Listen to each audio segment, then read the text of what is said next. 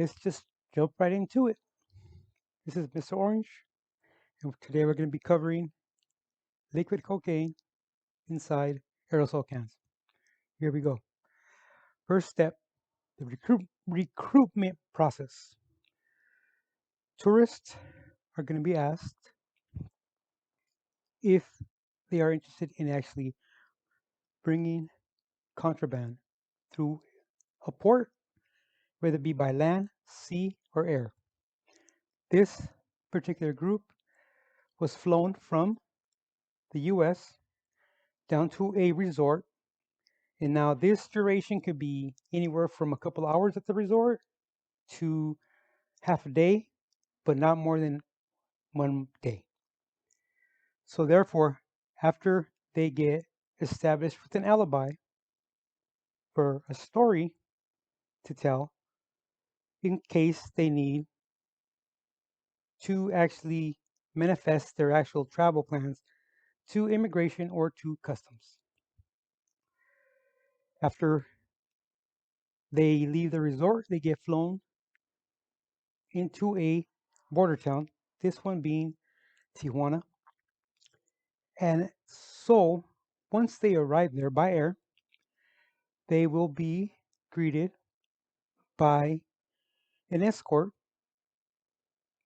that is actually well groomed, well dressed, and fluent in English and Spanish.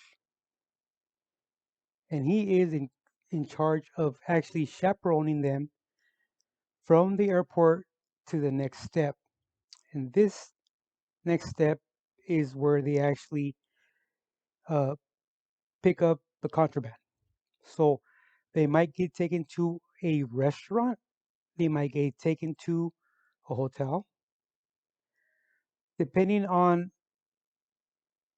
how long they're going to be to get in possession with that contraband, or if they actually have a time frame of crossing.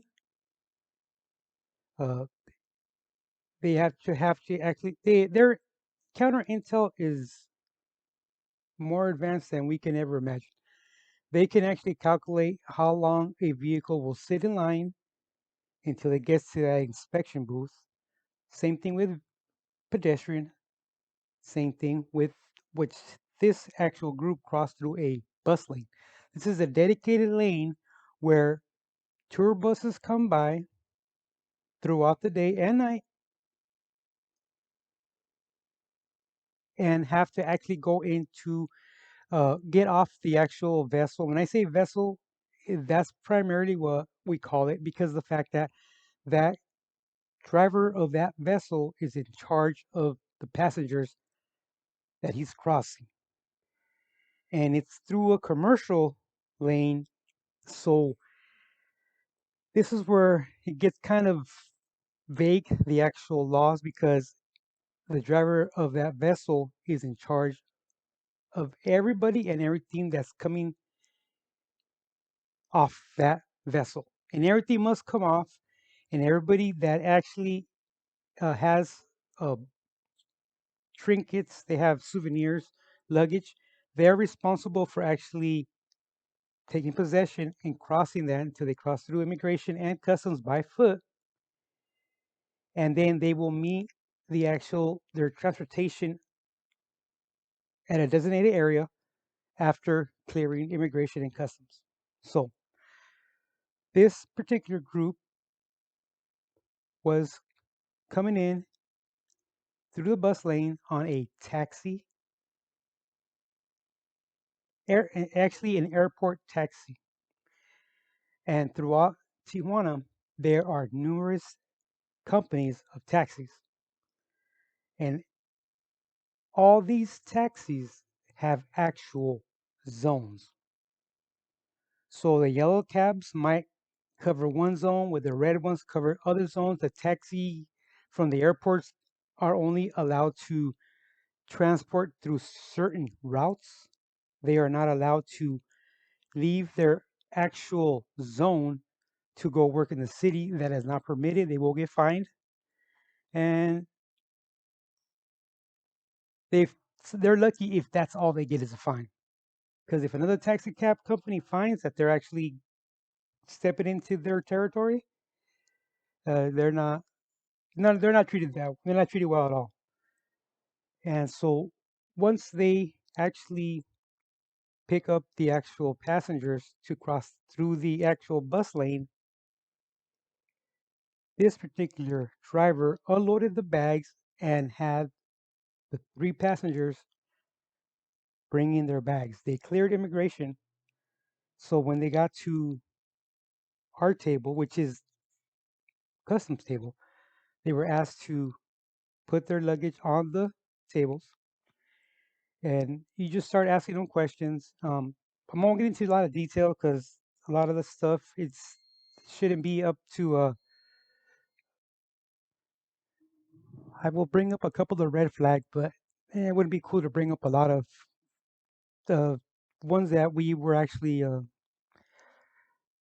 it's not for the public. So this particular group, my first red flag was why would they be crossing in a taxi cab from the airport in the middle of the morning? Actually, uh, it wasn't during the right hours of the day.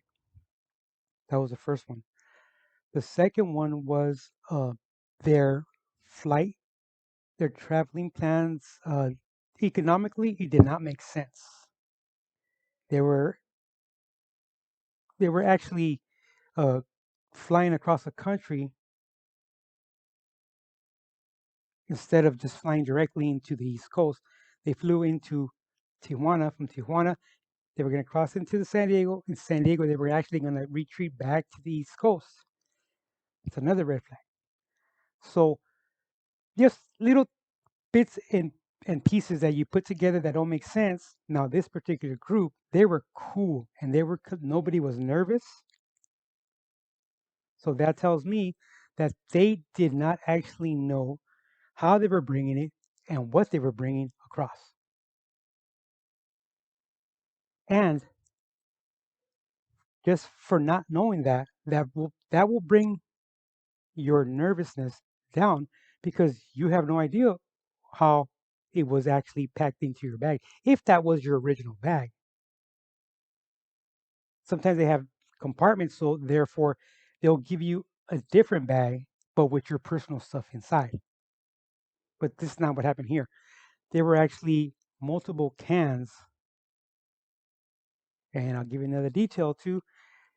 These cans were all full, so it was never used throughout their vacation. And the weight of the actual cans was another red flag. And the actual when you actually shake it, you can actually feel the actual thickness instead of an aerosol. So as you can see in the picture that I created, you can see the small vial which contains, for example, if the can said Aquanet, that little vial, the little CO2 cartridge will have actual Aquanet inside there. So when the inspector goes and sprays it, the hairspray is going to come out. But the rest of the can is full with contraband. So too many cans, the weight of the cans, and this group, their nationality, which caught my attention, they could not use Aquanet for their hair. That's another red flag. So at that time, I called my partner out, and he took notice of the weight and the how it felt, and we took it over to an X-ray machine, and that's when we saw the breakdown of the actual aerosol can. So at that point, we called down a special agent.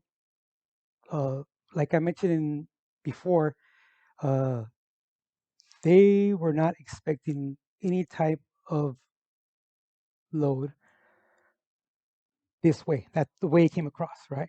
So I have always been a stickler for protecting my hands especially down there. There's a lot of germs. You're dealing with a lot of different people, boxes, luggage, vehicles. So you always needed to protect your gloves. And I was fortunate to have an immigration inspector give me Kevlar gloves. And I took possession of these cans with my gloves. My partner had gloves too,